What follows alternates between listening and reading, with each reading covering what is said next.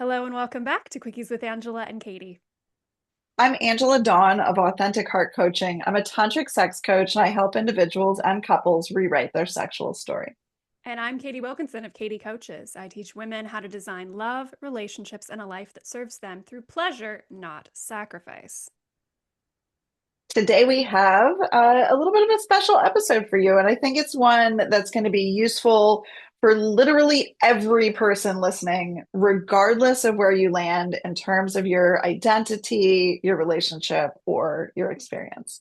Yes, and this one might surprise y'all. Today we are talking about the gender unicorn. Which is a real thing.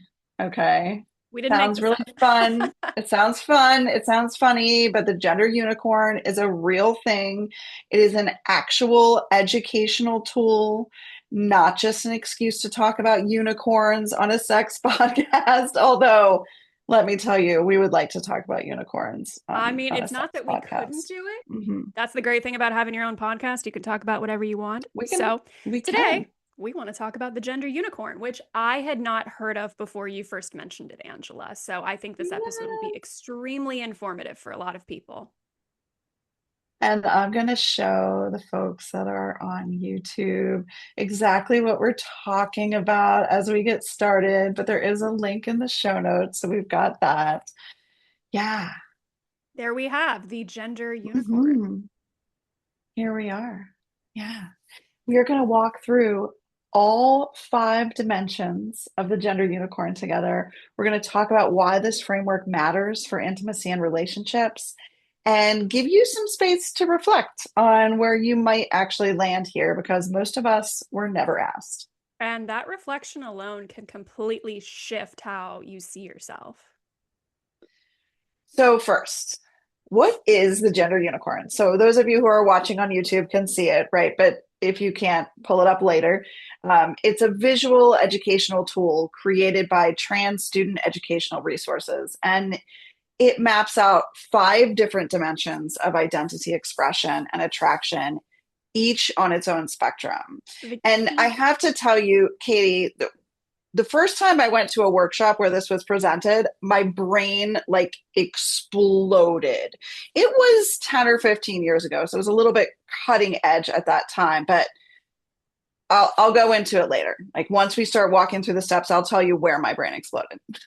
One thing we do want to emphasize here is that this is all on a spectrum. This is not about picking any tight categories, no boxes, no, like not that kind of label. This is just Mm-hmm. to open Mm-hmm. up your mind to a lot more options and calibrations. 100%. Yes. And most of us grew up with that very binary framework. You are a man or a woman, you are straight or you are gay, and that was it. Right. And for a lot of people, we never quite fit into those categories, even if you couldn't name why. And even for people who felt pretty comfortable within a binary framework, often there's a lot more nuance that, maybe your experience, you didn't really have you had an experience that the boxes couldn't really allow for because you were like, oh, well, I'm comfortable fitting in this box, but, asterisk, sometimes I feel a little bit of this way, or like this one really, it's not as clean, you know? Exactly. Yeah. Yeah. So the gender unicorn is a way to get more precise and more honest and really just more curious about yourself and the people that you love. Yes. And we want to say up front, this episode is not about getting anything right. Nobody needs more stress these days. This is just another tool to get to know yourself better. Right. Because if you get to know yourself better, you can communicate better, connect better, you can show up more fully in your relationships. Exactly. We love connection here at Quickies. And let's go ahead and dive in. Yeah. Yeah. So I'm going to stop sharing the screen just because, it doesn't need to be up there the whole time. People can go check it out. We've got the link in the show notes. Yeah. We know you don't miss our So, faces. yeah, we're going to walk through those five dimensions one by one. Dimension one is gender identity. So, a gender identity is who you are on the inside, your internal sense of self. Man, woman, non binary, gender queer, agender, something else entirely. It has nothing to do with your body. It's about how you experience yourself. Yes. And remember, this is on a spectrum. Again, we're not checking a box on a form here. So some people might feel that they're very solidly at one end here. Others might feel like they're kind of somewhere in the middle. And others might feel like their identity moves around day to day. Yeah, absolutely. There's no right answer. There's just your answer. Yes. And this can also be where a lot of people have their first wait, actually kind of moment, right? Where they encounter this tool because you're finally given permission to locate yourself on a spectrum. And you can sort of start to relax within that identity and not just having to pick one very strict identity. Yeah, something might click into place looking at it this way. Yes. Yeah. So dimension two is your gender expression. So your gender expression is how you present yourself to the world. So your clothing, your mannerisms, your energy, how you move, your body, feminine, masculine, maybe more androgynous, or anywhere in between. And this is completely separate from gender identity. I know that can be kind of confusing, but let's say you can be a woman who presents as very masculine, or you can be a man who presents as very feminine, or any other combination, right? It's not female woman, masculine man by default. Mm-hmm. Your gender Mm-hmm. expression is not your gender identity. Yeah. This is one of the most liberating pieces of this framework, honestly, because so many people have been told that how they dress or how they move means something definitive about who they are. When it's really just another dimension to locate yourself on with curiosity instead of judgment. And honestly, I feel that everyone is a blend of what we label as feminine and what we label as masculine and whatever else exists outside of the two, because we're all mixes of everything. And also, I do Mm-hmm. think it's Mm-hmm. bullshit that we label so many behaviors and Yes, aesthetics as like a yes, strict particular yes. gender, because like that switches so much over time. It's so Mm-hmm. arbitrary. Oh my gosh, like just the just now talking about this, I'm reflecting back to when I was in high school. And I absolutely, personally, my gender identity is a woman. I feel like a woman. And when I was in high school, if I look back at pictures, I was consistently wearing a sport coat, suspenders, often a tie. So my gender expression didn't necessarily come across as feminine, right? It was just, that was how I liked to dress. That was how I liked to play at that time, even You though I felt like a woman.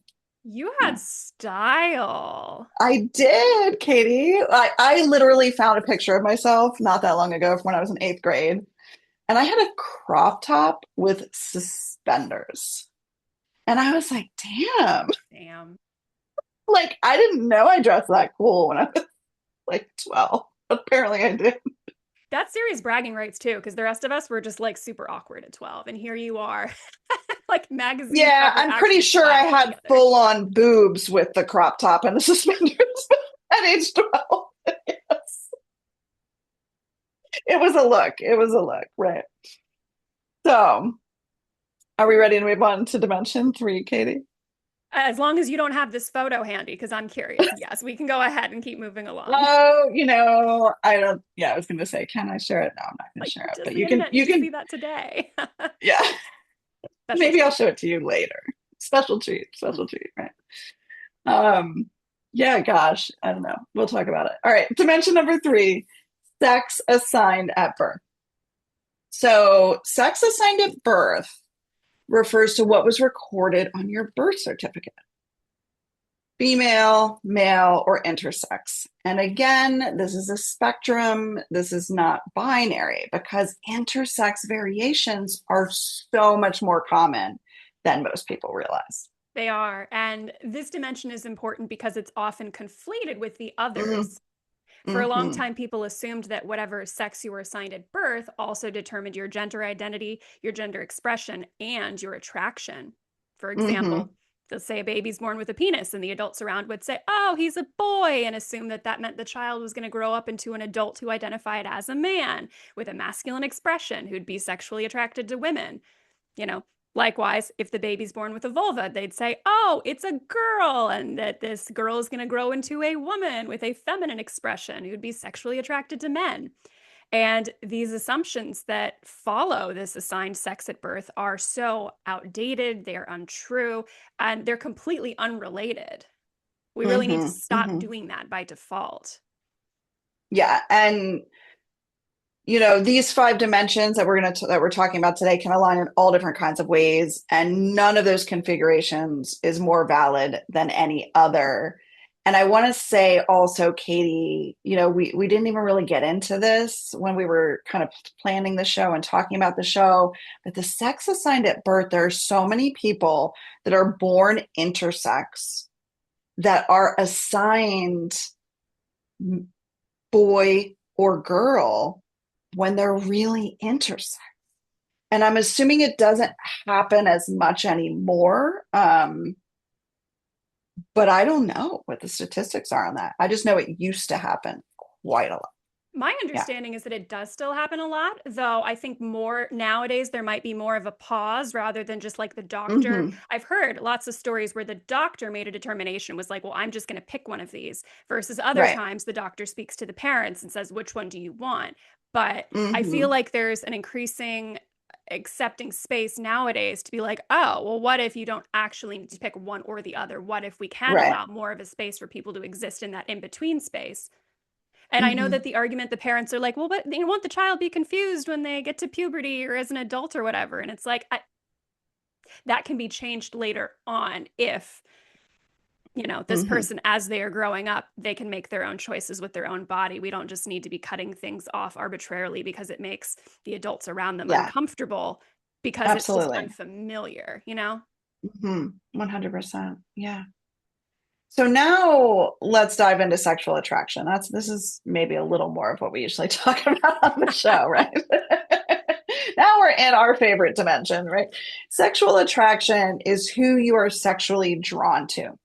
This could be people of a certain gender, multiple genders, no one, or attraction that's more fluid and contextual. And again, like everything else, spectrum here. You might feel mostly attracted to one gender with occasional exceptions. You might feel mostly attracted to multiple genders, or maybe to nobody at all. Or you might find that your attraction has even shifted over the course of your life. I hear that's a lot more common with women. Mm, hmm.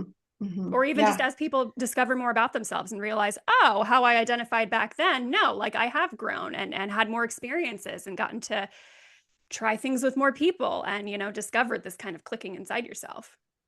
Yeah. And I think it's this idea that your attraction has shifted over the course of your life. I think you're right, Katie. I don't know if it's so much a shift as like people are becoming more themselves as they age, right? We're just Discovering. more, yeah, we're more willing to be kind of who we are. We're kind of like taking off those masks that we were given growing up. Yeah. Yes. Um, and sexual attraction is distinct from behavior. So, who you're attracted to and then who you actually have sex with are not always the same thing. And that's something that a lot of people can carry quietly without, maybe in the past they never had the language to describe it because socially the expectation has always been you have sex with the people that you're attracted to. And that's not going to be true for everybody. Absolutely. And just having that language can be such a relief, such a relief. Mm-hmm. So now we're in the fifth dimension. The All fifth right, dimension, last one. romantic attraction. Who you want to be in a relationship with, who you want to hold hands with, who you want to build a life with, who you want to wake up next to. That's romantic attraction. This is the emotional attraction. And it's separate from sexual attraction, which can surprise a lot of people. Hmm. Hmm. You can be sexually attracted to one gender and romantically or emotionally attracted to another. You can be sexually attracted to people, but not romantically interested in any person. Or you could even be romantically attracted to someone without much of a sexual component at all. And that's really fun, I think. Yes. And we now finally have a way to describe more of these configurations, which is just so helpful for people to put words to what their internal experience has been. The point is not to find the right label. The point is to notice what is actually true for you. And this is probably the right time to mention, Katie. This is the part that blew my mind when I first saw this model 10 or 15 years ago. The fact that romantic attraction and sexual attraction were two distinct things. I was like, oh my God, I'm liberated. I'm honestly surprised that you were surprised by that. Well, I think I had just, and I'm saying 10 or 15 years ago. Maybe this was 20 years ago, Katie. It was long enough ago that I had never heard of this, right? So, time flies when you're aging. So it might have been even longer ago. This was very cutting edge stuff when I first found it. And yeah, that was just such an eye-opening thing for me. Such an I can eye-opening see thing. that 20 years ago, I imagine the conversation was very different around sex and attraction and dating and relationships and just the norms at the time, too. There's been a massive Hmm. shift. Yeah. Yeah. So anyway, nobody had ever pulled those two pieces out for me before, the difference between romantic attraction and sexual attraction. And Yeah. now here we are. Okay. So we've walked through these 5 gender unicorn dimensions. When you actually do go look at the gender unicorn, it does say there are more than 5 dimensions. These are just the 5 ones that they've chosen to Mm-hmm. highlight and that we're also talking about today. But this is really, there's a lot more here. There's a lot more to dig into, and it's really exciting and beautiful and diverse. But let's talk Mm-hmm. about why these 5 in particular matter for your actual relationship. Because here is what happens in a lot of partnerships. Two people come together. They both assume that they know who they are and that they know who the other person is, and they build a relationship on top of assumptions that were never actually talked about or, checked. If you want to look at it that way. And then something shifts or something surfaces, something comes to light, or one person, maybe they come across a word that they haven't heard before. And, suddenly they have a different way to describe their internal experience for the first time. Yeah. Yeah. And then the relationship has to catch up. And it can, but it's a lot easier when you've built a foundation of curiosity instead of the assumption that most people go into their relationships with. Totally. Totally. Because when your partnership has space for each of you to grow and to continue to get to know yourselves and get to know each other, there's room to share this experience and to use it to deepen your connection instead of this like knee jerk panic. Oh my God, do Mm-hmm. we need to break up response when you or your partner realize, oh, there's something else here inside me. Let's talk about this. Let's see how we can make space for this in what we've currently built or what direction to grow in next. Totally. Totally. That's why this is a great tool for couples. Like, not to diagnose anyone or create a crisis, but like just open a conversation. Where do you actually land on these spectrums? And has it changed over time? And is this something maybe you never had the words for? Right. And for individuals, this framework is just a really great way to get to know yourself. It's not rigid labeling. Like, here's a map and I get to locate myself on it. Mhm. Absolutely. And don't we love exercises to get to know ourselves better? Like, who We hasn't do. taken those, which character are you or whatever quizzes online Hmm. at some point, especially when we were Oh, younger? what house are you, Katie? Oh, so I go back and forth on this, but I do think if we're assuming we're talking about Hogwarts Uh, here, yeah, totally. very much Slytherin with a Ravenclaw kind of underneath. Okay, all right, yeah. Like, I feel Slytherin really too Really? We've never talked myself. about. Okay, well, this Yeah, okay, explains all our right. connection. Yeah, okay. So that's why we Um, work. That's why we work. Okay. Finally, we just discovered that because we got curious. I got curious and I isn't that asked. beautiful? And here I am still describing it on a spectrum because, Yeah, I bet between if a I lot of different traits there. I've taken quizzes that told me something different. So what I feel inside is Slytherin. And I think it's funny to Anyway, like retake the quizzes multiple times to be like, I don't like that answer. Let me take it again so I can get the one I want this time because that's the one I already know I identify with. And I'm just looking for the validation of this, thing on the internet. 100%, 100%. So yeah, please look at this and have fun like you would with any quiz. Yeah. Absolutely. So, all this to say, self exploration can be a very playful thing, which is why we've chosen to include it in our season of play this season on Quickies. Yeah. So this is our invitation to you for this month. Look up the gender unicorn. There are lots of versions of it online. It's easy to find. We've linked one in the show notes. Yes, and some of the versions you find online are going to be interactive, other ones are Mm-hmm. printable, so there are a variety of accessible options. Play around with whatever works best for you and just give yourself the time to explore. Yeah, spend a few minutes locating yourself on each of those five spectra. And you don't have to like have a definitive answer. Just notice and get curious. And it might change over time too, so expect that as well. Mhm. Like if this is very new information for you, Oh you yeah, might feel a little bit differently after you've had time to kind of digest it and then come back to it. 100%. Like mine has definitely changed over time. And if you're doing this with a partner, we encourage you to consider sharing where you land. Or maybe if it helps you to focus and reflect better, do it separately first, but then compare notes with your partner. Yeah, you might find that you already knew all of this about each other, or you might find something that surprises you. Either way, you learn something. I think it would be funniest if like the partner brings something that surprises them and you're like, "Oh honey, I've known." I am not surprised. Oh, I bet that must happen. That must happen. And as one other thing to mention here, if something surfaces that feels very big or tender, just Mm, know that that's not a problem. That's actually a really great thing. That's an invitation to stay curious hmm and to go a little bit deeper.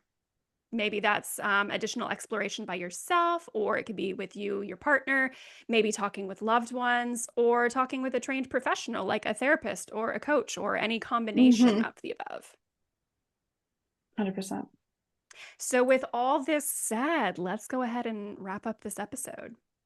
This is a topic that we know confuses a lot of people and it can sound scarier than it is. So, we hope this episode sparks a new direction of curiosity for everyone to just start to get to know themselves a little bit better and a little bit deeper, especially if you haven't really considered new things about your identity in a long time. If it feels like it's been very established, this is a great area to just explore and see where things currently are. Yeah, me too. Because this is the kind of episode that can very quietly change how someone sees themselves for maybe the rest of their life, and we don't take that lightly. So, if today sparked something for you, dear listener, sharing is caring, we invite you to talk about this topic with your favorite human so that they too can get curious about themselves. We really wish that this framework had more attention than it currently does. So, hmm we want this to become hmm much better known. Please do share it if this helped you. Yeah, and if you want support navigating anything that came up for you, whether it's around your own identity, relationship, your desires, I do private sessions with individuals and with couples, and this is exactly the kind of territory we can explore together. So my details are in the show notes if you're interested for that. And if you and your partner want to build more connection, better attunement, more genuine intimacy in the physical side of your relationship, our on demand video bundle called Pussy Whispering for Couples is a fantastic resource to do that. So, highly recommend it also in the show notes. And if you're a man who wants to understand your own erotic self more deeply, my book, Gateway to Sexual Mastery for Men, might just be for you. Um, yeah, Yeah. yeah. So, links for everything that we mentioned are in the show notes as always. So thank you for being here. We'll see you next time on Quickies with Angela and Caity.